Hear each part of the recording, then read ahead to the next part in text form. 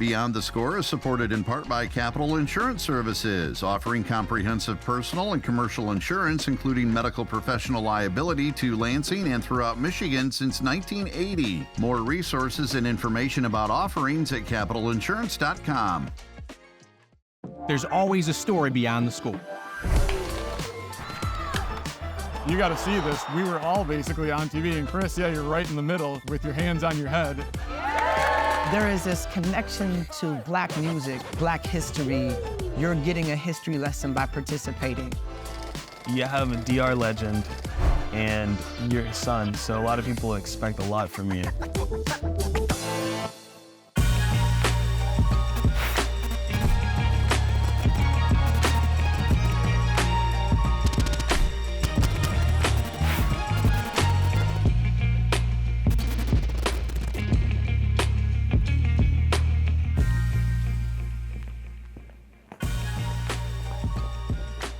What's up, beautiful people? Welcome to Beyond the Score. I'm your host, Al Martin. We begin tonight with a look inside the world of minor league baseball. Now, it's the dream of every ball player who picks up a mitt, a shot at the big leagues. But before the bright lights and packed stadiums, there's the grind, the road that's less glamorous, the minors, where long bus rides and small town crowds are a part of the journey. For every player that makes it to the majors, there are hundreds that never get the call. Hope, heartbreak, sacrifice. We take a look at the journey of one young man tonight by the name of Danny Batista Jr., who just wrapped up his second season with the Lansing Lugnuts. His dream of making it has the added pressure of trying to fill some pretty big shoes. The pitch from Bell. Fly ball pounded deep down the left field line. It is gone! 2-1. Launched out to left field. Green goes back. He looks up. Danny Batista's got his first of 2024. Danny Batista Jr. is a minor league first baseman for the Lansing Lugnuts. The minor league professional team is a high A affiliate for the Oakland A's. 7 years ago, at the age of 17, he was signed by the A's out of the Dominican Republic. He's been trying to work his way up to the majors ever since. Danny, when were you bitten by the baseball bug? Do you remember that? Man, it was probably when I learned how to walk. I just get like flashbacks of being on Bank One Ballpark, now known as Chase Field, planting a seed in my brain. Like, man, I gotta get here. On an overcast evening in late May, the Lugnuts played host to the Peoria Chiefs, high A affiliate of the St. Louis Cardinals. I took a trip to check out the game at Jackson Field, home of the Lugnuts in downtown Lansing. The Lugnuts would win in the bottom of the ninth off a Brian Buelvaz triple to right, moving to 500 on the year. Dump the Gatorade all over him. That voice you hear is that of Jesse Goldberg Strassler. He's been the play-by-play voice of the Luggies for more than 15 years. Jesse says that, for Danny, there's more to him than just the player. What makes Danny Batista Jr. special? He's in my personal Hall of Fame of human beings. I think he's just a good guy. It's how he treats other people. It's the work that he puts in. It's the way that he thinks about others. Because he is making sure to take care of himself, to take care of his teammates, thinks about his family, everything else that he's thinking about. And then there's that drive within him. How do you really differentiate a player who does make it and one who doesn't? Now, obviously, talent plays into that, right? Yeah. The numbers play into that, but there are certain intangibles that allow player A to get there and not player B, right? Hard work and get lucky. So you've got to work hard to put yourself in position to get the call. The second thing is you have to develop good work habits. Danny is a prime example of what good work habits are all about for a professional baller. He's developed a routine that consists of waking up early, centering his mind with meditation, and placing an emphasis on health and nutrition, which, hopefully, gives him the right foundation to go out and produce on the field. These habits are kind of in his blood. You have a DR legend, and you're his son, so a lot of people expect a lot from you. Danny's father, Danny Batista, is a former Dominican professional baseball player who put in work in the majors for 11 years. He was drafted by the Detroit Tigers in the early 90s, playing for 4 different franchises, including the Arizona Diamondbacks, where he won a World Series in 2001. When he retired, he would finish with 685 hits and a .272 batting average. He's highly regarded in his home country. How often do you talk to him, and how often does he give you advice on the game? You know, he's basically my best friend. I talk to my dad every single day. I can talk to him about anything. You know, he's lived through this, and I'm very blessed to have him in my life. How do you deal with the nepotism of being his son? It's very tough. I feel like I put the pressure on myself because he named me Junior.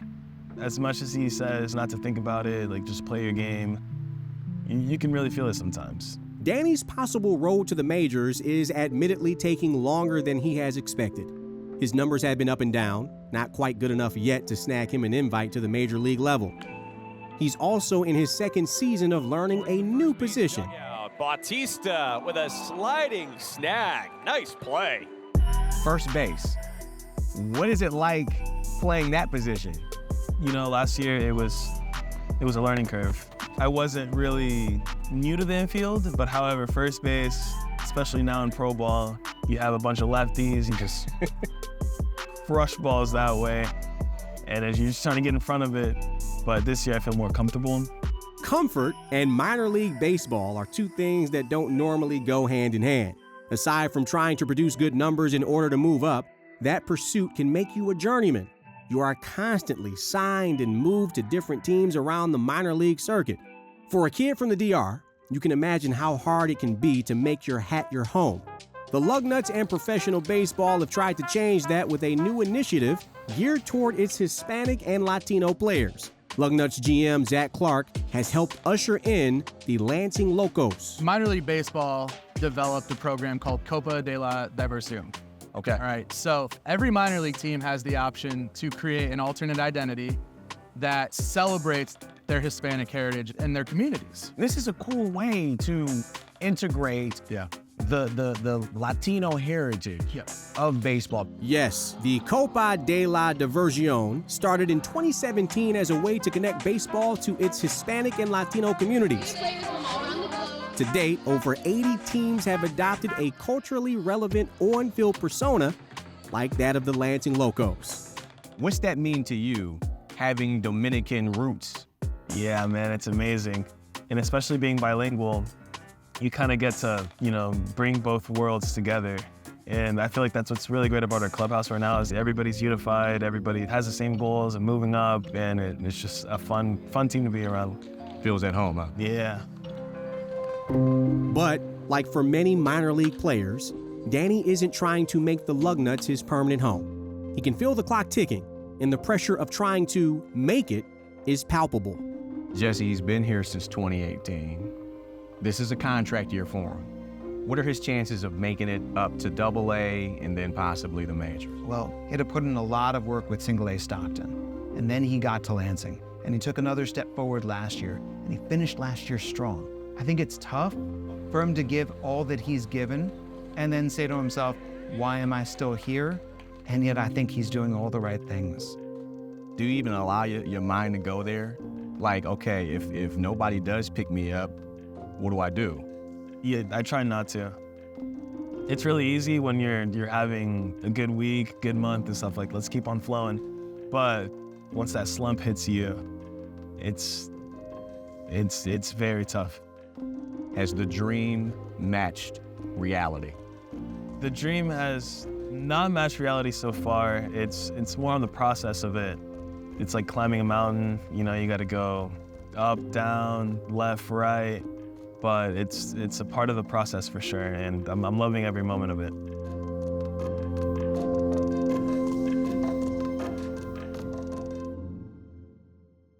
One note, Danny was not able to secure an invite to move up this year and is still awaiting word on a contract renewal.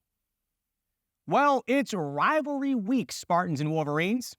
Yes, Michigan State and Michigan will battle on the gridiron yet again in a football rivalry that dates all the way back to October of 1898.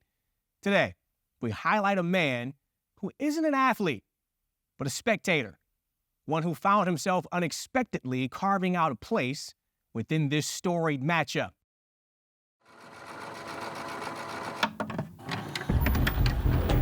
Whoa, he has trouble with the snap, and the ball is free. It's picked up by Michigan State's Jalen Watts Jackson, and he scores on the last play of the game. Unbelievable.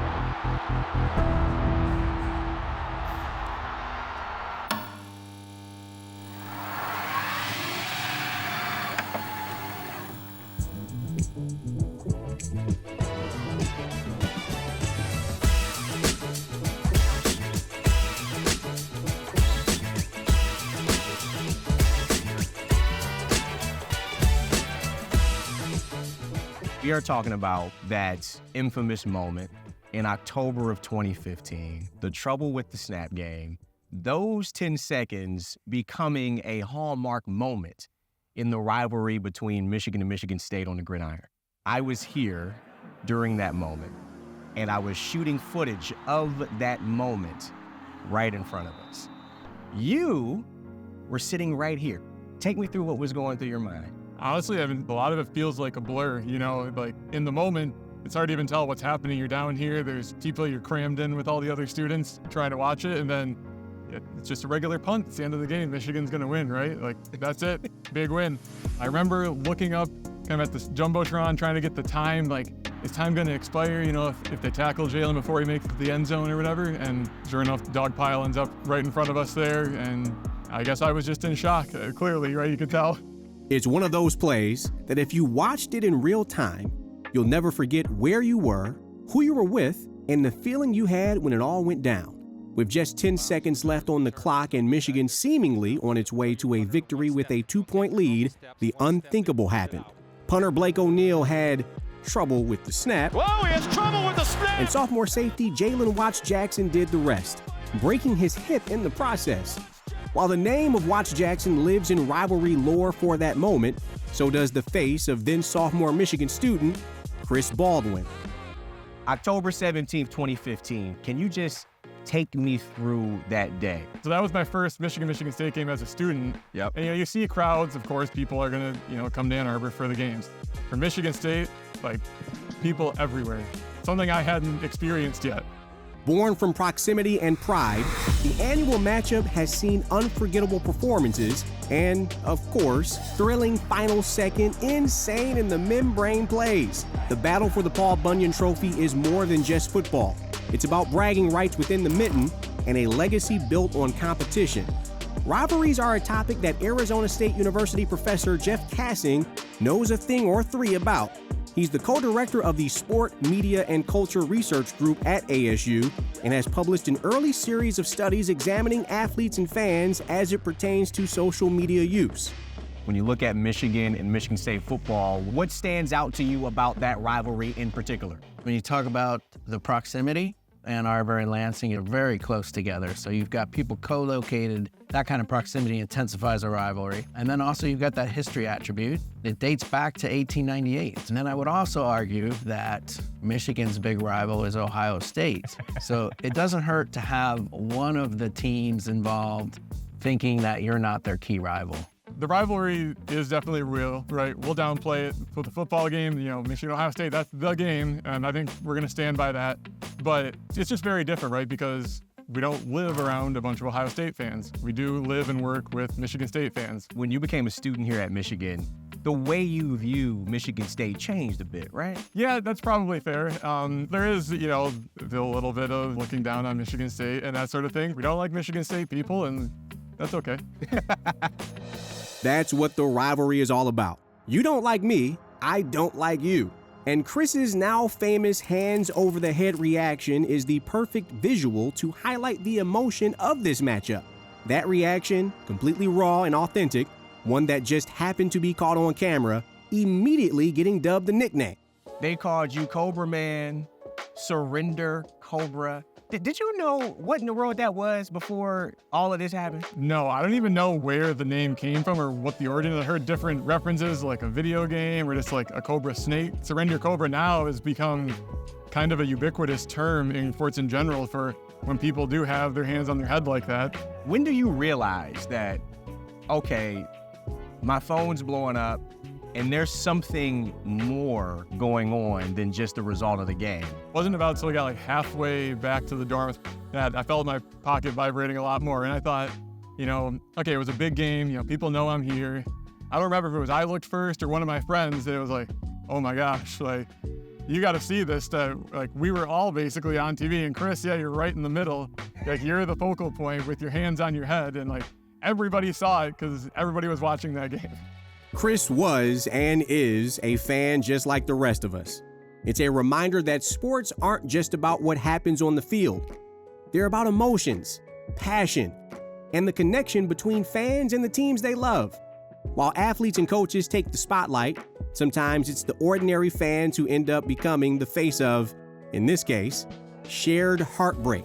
What elements of Chris Baldwin's story allowed him to become a viral sports meme? It has all kinds of power as a localized trash talk meme in a sport rivalry. But it's also because of the look and the implausibility of what happened on his face. It's got other kinds of traction elsewhere too. It shows kind of the potential of memes to evolve over time and be reappropriated, not always in the same context. If you can't tell, Chris is as chill and unassuming as you can get. He didn't try to capitalize on the moment and seek to make money off of this memorable moment. He went on living his life. He graduated from Michigan, becoming a software developer. He also got married to his wife Madeline this summer. A lifelong Michigan football fan, he's still a season ticket holder today. And 9 years later, he's still a symbol of shared self-reflection for both fan bases.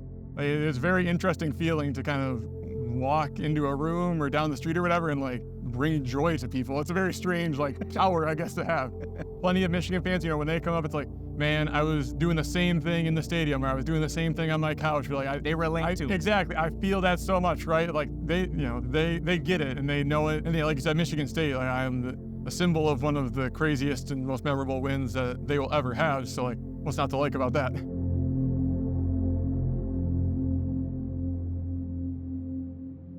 Chris says that the recognitions on the streets have slowed down a bit over time, but they do still occur. And when they do, well, All right, there's another viral face in the world of sports that I'm sure many of you became familiar with during this year's Olympic Games in Paris. B-Girl Ray Gun became a viral sensation for her display as breaking made its Olympic debut. This high-energy acrobatic dance style that blends athleticism, rhythm, and creativity is having a local impact on the youth, while remembering that its inception is rooted in the fundamentals of hip-hop. The break is foundational to hip-hop.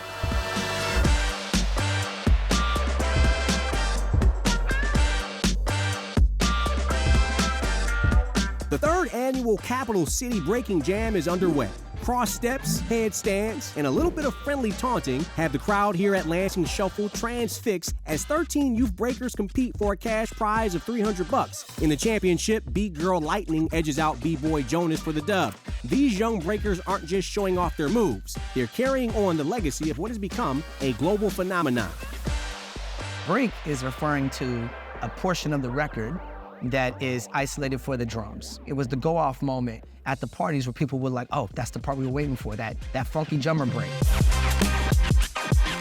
You're getting a history lesson by participating, because now you're adopting this identity of B-boy or B-girl. What's that B mean? Break? What is break? Break is this? Oh, there's a whole history. There's a thread that connects. The 70s, the Bronx, New York, where breaking was born.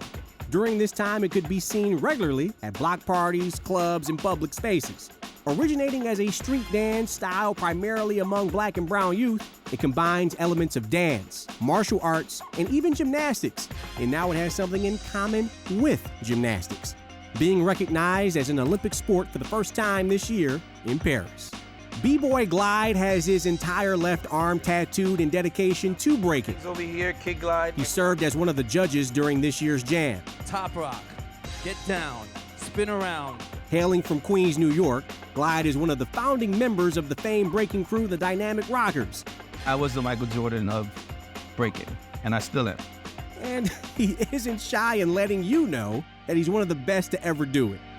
Glide says he foresaw breaking making it to the Olympic stage years ago. I want you to touch upon how this thing is blowing up, breaking being on a national stage like this. Did you ever think it would get here? And I immediately thought when I was like 17 years old that we were going to be in the Olympics. you knew, so you saw this moment come. I thought we were going to have characters and everything, little like wrestling guys. And although the art form can be flashy, good breaking comes down to the fundamentals. I look at some of these videos and it just blows my mind, Glide. Okay, and you know what? Some of those guys are really crazy awesome, but they're missing the foundation. If you're not doing your footwork, if you're not going in somebody's face, if you're not at the end of it getting out of the circle the right way, then you're missing something. It's those fundamentals. Yeah, it's crazy what they're doing, but you're missing something. The Olympic competition saw 16 B-boys and 17 B-girls compete in 1v1 battles, but the event drew mixed reactions from the public, mostly due to the performance of Australian breaker Rachel Gunn and her less than stellar showing. One, it was monumental, right? It was a moment of like, while I was watching it in my living room with my boys, it was some emotional moments, right? Where I'm like, wow, I can't believe this is happening. Like, this is part of my culture. Like, I understand this, you know what I'm saying? So there was a genuine excitement. But there was a moment there where, somebody came in and they were running last place, I didn't think nothing of it. I want to go and address that elephant in the room. Yeah. Rachel Gunn, AKA B-Girl Ray Gunn. Yeah. She went viral. Her performance became a bookmark moment of the Olympics. Yeah. I think the thing that was hard for people to wrestle with was, in our own community, we're talking about the difference of the dance and the sport. There's an art to understanding the body mechanics that does validate it as a sport. What we saw was somebody leaning more into the dance component and the expression of her artistry on a stage where people are expecting to see top-tier athleticism. 99.9% of the contestants on that stage delivered that. In July, the All of the Above Hip Hop Academy, which has operated for years, officially cut the ribbon on its first public-facing headquarters in downtown Lansing. Ozay Moore, an accomplished MC and DJ who pioneered the Cap City Jam, is also the founder and executive director of the Academy. He took me through the space during the opening when it was still under construction. What does this mean to you, man? Seeing this, knowing that this place is open, it's been 12 years in the making, what does this mean to you? I mean, to be real, I've never even been to a ribbon cutting, really. So, the significance of it, it kind of dawned on me while I was sitting here. It was like, it's the community. It's 12 years of building and building trust. So I don't know where it's gonna go. Yeah, you gotta put this somewhere special. Yeah, we gotta put it somewhere special, but yeah.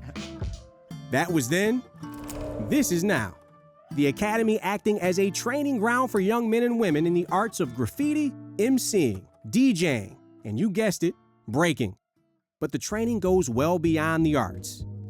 We pose the possibilities of pathways for young people that isn't self-sabotaging, and we have those conversations. At the same time, not condemning what what they might be experiencing now. We just shift the conversation. What would it look like if you had a bunch of people around you supporting you, giving you good advice, at the same time teaching you how to do what you're interested in? That's the connecting piece. You want to learn how to rhyme? Cool, I know how to rhyme. I can teach you how to do it better. You know what I'm saying? And you can probably teach me how to do it better, right? There's an exchange, that mentorship. But what if we shifted the conversations like, so what do you want to do with your life, man? Let's figure that out.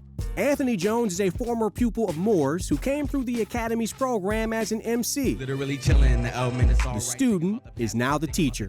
He excelled at AOTA. The program had such a profound impact on him that Moore has brought Jones on to teach and mentor the next crop of young hip-hop talent.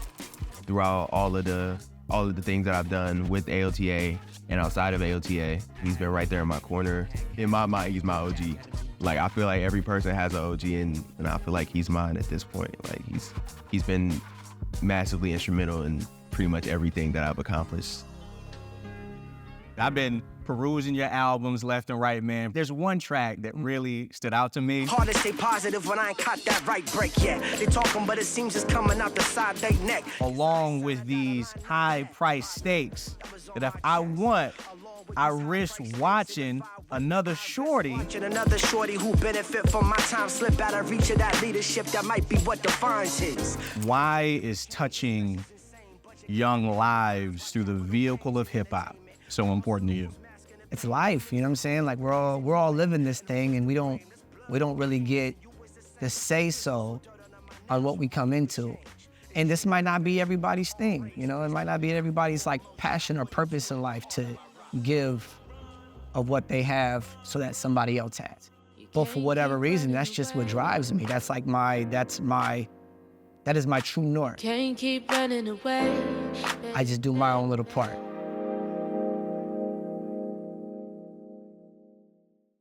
Yes, and Kendrick Lamar at the Super Bowl? What a year for hip hop. Our time has come to a close, but for even more Beyond the Score, digital extras, and social media links, check us out online or on the PBS app. I'm Al Martin, and on behalf of our amazing team here at WKAR, thanks for joining us. And be easy, people.